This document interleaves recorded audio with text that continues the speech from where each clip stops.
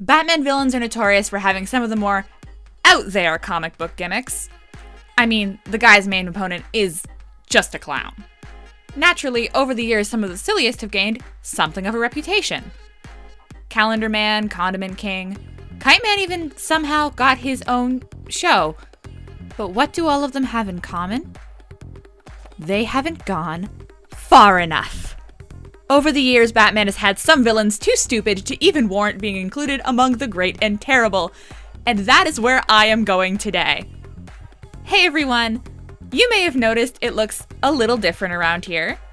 The channel's under a little bit of construction, so while I get all of this sorted out, we're gonna talk about the most idiotic, dredged, bottom of the barrel Batman villains I could find on the internet. Let's get into it. First up, I have a fun Batman trivia fact for you. All the strange items you tend to see around the Batcave have been collected from Batman's greatest battles. The two most notable are probably the giant dinosaur and the huge penny. Both of these happen to be from villains that are definitely no longer used, but the items themselves are iconic enough nobody can actually get rid of them.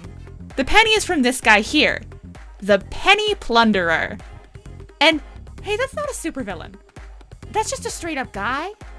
His name is Joe Coyne, and he has spent his entire life having specifically penny-based bad luck, including the fabulously aged fact that he tried to rob a store and found out that the cash register was just full of pennies. And so he swore to become a penny-based blight upon Batman. Then, he is sentenced to death at the end of his issue. Sentenced to death! The Joker is still alive after periodically gassing half the city to death every few weeks, but no, killing him would go too far. We have to save our Batman death sentences for the Penny Plunderer. That's the real threat. Are you not quaking in your boots at the power of the Penny Plunderer? Alas, a guy in a green suit with a penny obsession is not quite a villain that lasts throughout the generations. Now, if he'd been a green dude who liked riddles, that would have been another story. Oh yeah, he also went to hell? Like, canonically, they brought him back just to crush him to death with the giant penny and put him in hell. Why? What did he do? He just robbed a coin bank and tried to kill Batman. Everyone has tried to kill Batman. He isn't special. He's been retconned twice to get more crushed to death by his own penny. Moral of the story? I have no idea. I'm just gonna move on. Anyway, this one is criminally under-talked about. Bootface. Look at him. Look at Bootface. He was wielding a flamethrower and then Batman kicked him in the face. That's it. He's Bootface. He's apparently part of a miniature army under a bigger bad guy, all composed of people who blame Batman for their different villain origin story problems, such as Smush, Scallop, and Bathead, all of which sort of equally suck. Bathead literally drove a Batarang through his own skull by accident. It's kind of pathetic. Except for Smush, who looks like this and terrifies me. Hey, Batman? What is this? Why is this? Look at this. This is terrifying. Why is this guy included with the others? I don't want to look at this anymore. Here's Bootface again. What's next? Yeah, that's better. Johnny Karaoke. He apparently has a business degree, which is the only information I can find on him other than the fact he is in the Yakuza and carries around a funky cane for singing because, again, his name's Johnny Karaoke.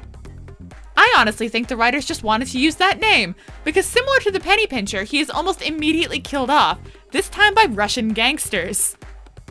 Sing on, Johnny!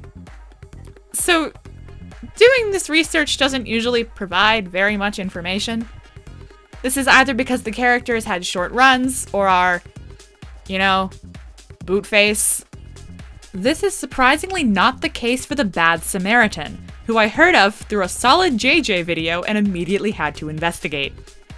Apparently, he is a master spy with a genetic quirk that only exists to make him constantly wear sunglasses indoors and nothing else. He is an information broker and, quote, willing to commit terroristic acts.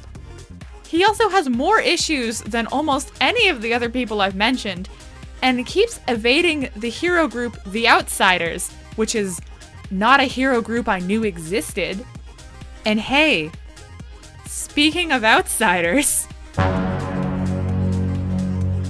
so this is the outsider.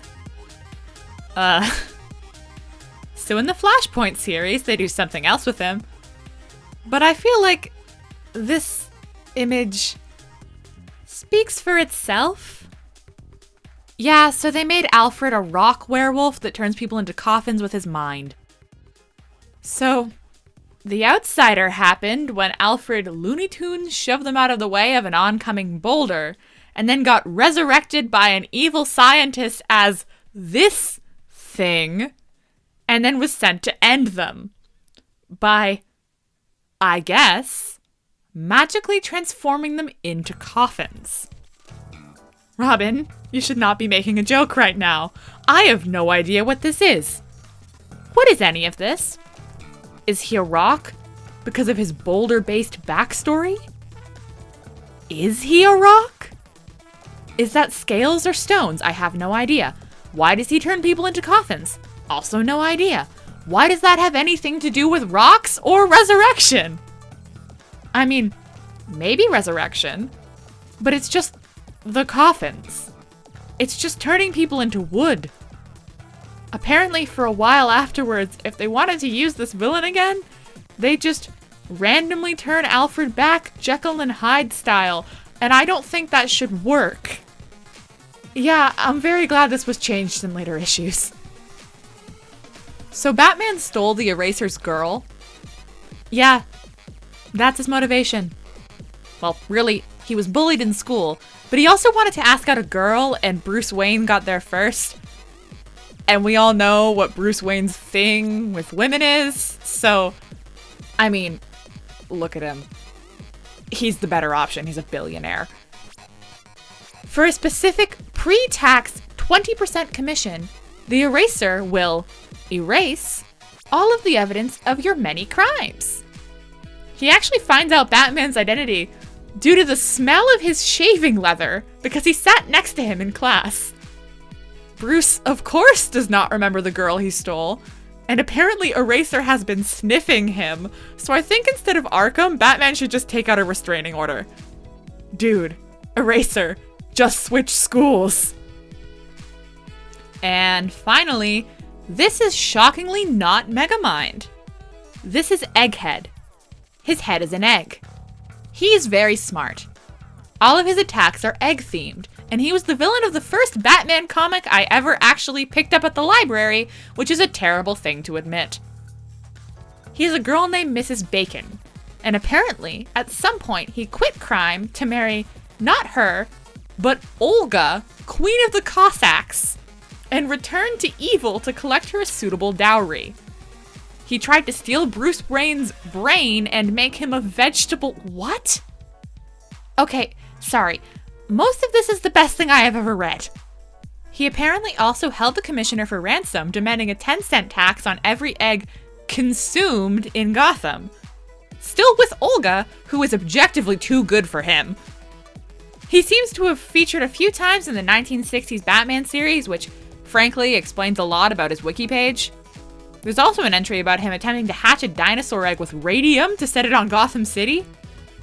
I honestly have to give props to the writers for committing to the egg bit here.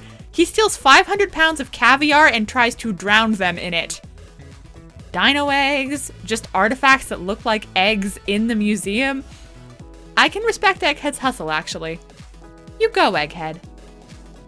If you've made it this far, don't forget to like and subscribe.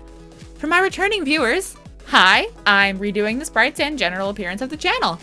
I've been busy, so I'm so glad to be back in the swing of things, hence the light video to start out with. Expect videos to start coming back out more often again. As always, thanks for watching, and good night.